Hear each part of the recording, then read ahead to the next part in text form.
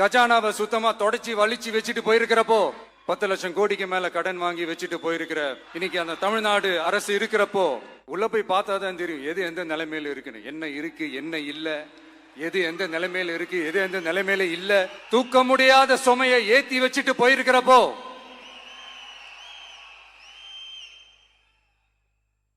அப்படிப்பட்ட ஒரு நிலைமையில தான் இந்த பொறுப்பை நம்ம கையில் எடுத்திருக்கிறோம்.